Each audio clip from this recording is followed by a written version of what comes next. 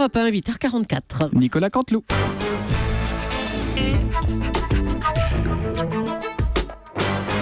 C'est presque du direct. C'est la revue de presque de Nicolas Canteloup, le best-of dernier jour. Paris est candidate à l'organisation des JO de 2024, une candidature portée par notre énergique maire de Paris, Anne Hidalgo. Oui, bonjour à tous dans ce studio. J'ai envie de dire ce matin avec tout l'enthousiasme qui est en moi, en avant Paris et debout les forces vives. Et non, mais rester assise, Mme Polony, c'était une expression. Je le dis, la course folle pour ces JO, enfin les Jeux Olympiques, puisque les Jeux Olympiques s'appellent par contraction les JO. J pour Jeux et O pour Olympique. Alors dites-nous, quels sont les atouts de Paris ?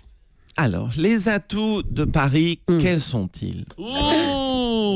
Pour l'anesthésiste. Bertrand Delanoë, bonjour. Il faut reconnaître que les JO, c'est une opportunité formidable pour Paris Centre, mais aussi pour le Grand Paris, hein. Vous voulez très certainement parler de Paris et de sa petite couronne, que vous connaissez très bien, je crois. Mais au-delà du fait que ma petite couronne est dans mon Grand Paris, Oh non, l'important... oh non, allez. Je parle urbanisme, c'est mon Bien domaine. sûr. L'important, c'est de se projeter... Vous voulez qu'on parle de ma grosse bourgade de Paris ? Non, c'est bon. L'important, c'est de se projeter en 2024. Mais attendez. Je confirme. Non, mais attendez, Bertrand. En 2024, Anne Hidalgo ne sera plus maire. C'est ça qui est formidable avec les Jeux Olympiques. On met tout un bordel hors de prix en place qu'on refourgue à son successeur. C'est la magie de Paris des Jeux Olympiques. Nicolas Sarkozy donnait hier une longue interview dans le JDD à la question « La reprise est-elle là ?» comme le répète François Hollande.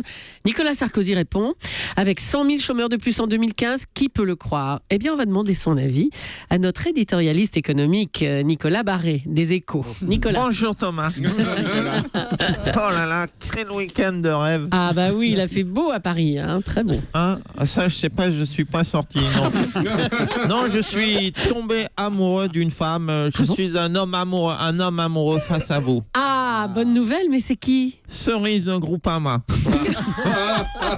Elle connaît tout en créance, en recouvrement. C'est la femme parfaite, Thomas. Oh, mais attendez, on a une mauvaise nouvelle, elle n'existe pas, Cerise de Groupama. C'est un personnage inventé pour la pub. Oh, flûte. Oh, je suis triste. Oh, je suis tellement seul. Oh, mais c'est pathétique. Bon, Nicolas, on va être sérieux là. Qui a raison, François Hollande ou Nicolas Sarkozy ? Reprise ou pas reprise ? Reprise, Thomas. Bon, ben c'est une bonne nouvelle, ça, reprise. Non, parce que ce n'est pas la reprise que vous croyez. Non, ce n'est pas vous que je vais la prendre, Thomas. Le chômage augmente, les déficits s'envolent, la dette explose, la crise s'aggrave. Les collégiens ne savent ni lire ni écrire. J'en parlais d'ailleurs dans ma chronique positive. Bref, misère, solitude et dépression rongent un peuple français sans avenir. Bref, ça va pas fort. Donc il y a reprise, mais reprise de ses chaussettes. Oh là là. Oui, on n'a plus les moyens de s'en acheter des neuves. Moi-même, je garde la même paire pendant une semaine. Non, arrêtez. D'ailleurs, vous l'aviez peut-être senti, Thomas. Bon, écoutez, ça nous intéresse pas. Merci, Nicolas Barré. Je peux faire un petit message personnel. Allez-y. Si tu t'appelles Cerise et que tu es fan de procédures, de recouvrement de créances, appelle-moi. Si tu as une forte poitrine, ça m'intéresse aussi. Oh oui, allez, bon, c'est bon. À demain, Nicolas Barré, à 8h10.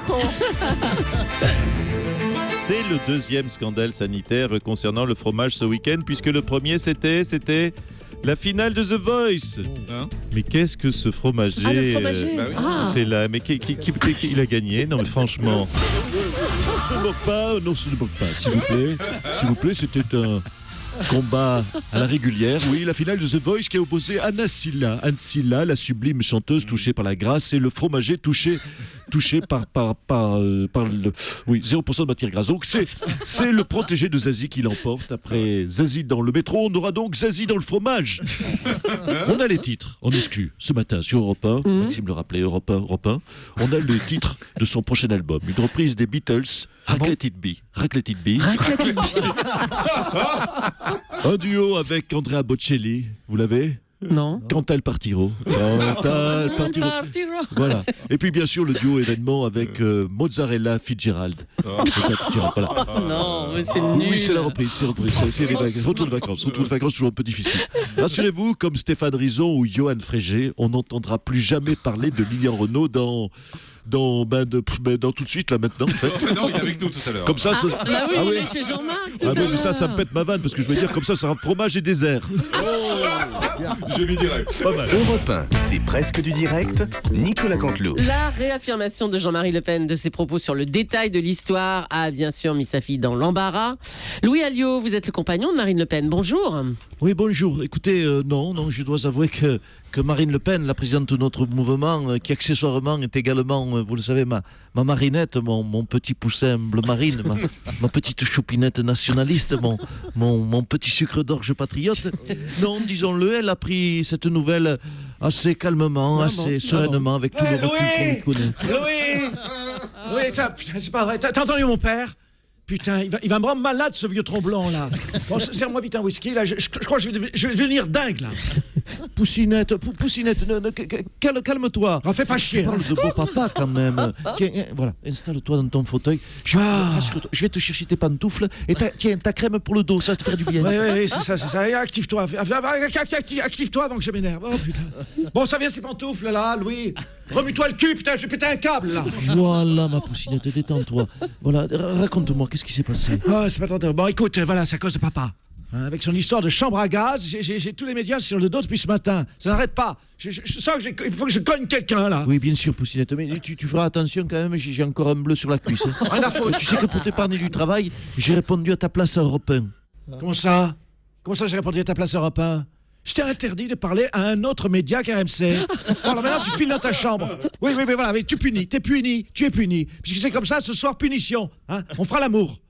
Oh là là, ça c'est méchant. C'est affreux. Bon, Oui, ça, c'est pas gentil. Moi, je suis preneur. Nicolas Canteloup.